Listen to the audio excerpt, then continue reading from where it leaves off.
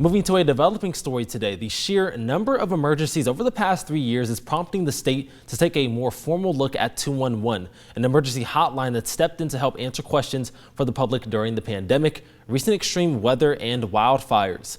Right now, lawmakers are discussing a proposition to provide state funding to 211 in order to continue 24/7 service. Now, you may remember last summer when extreme heat killed dozens of people in the Portland area. 211 received a lot of blowback for the lack of preparedness and of response when people called for help. Since then, 211 has been self-funding 24/7 access, but the hotline CEO says this funding would help guarantee a more solid structure moving forward.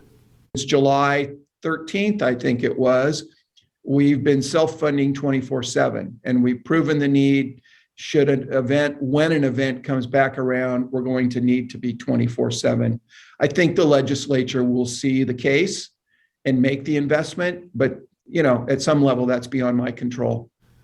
211 has partnerships with OHA and Oregon DHS to provide statewide help whenever there's an emergency. Just today, 211 announced a new statewide emergency management director. If you assume that we'll continue to have a run rate, if you will, of what we've seen in the recent past, and our readiness needs to be there nearly all the time, and the expectation around 211 info has grown immensely, then these are all reasons that lead to it has its own leader, it gets its own set of operations and guidelines.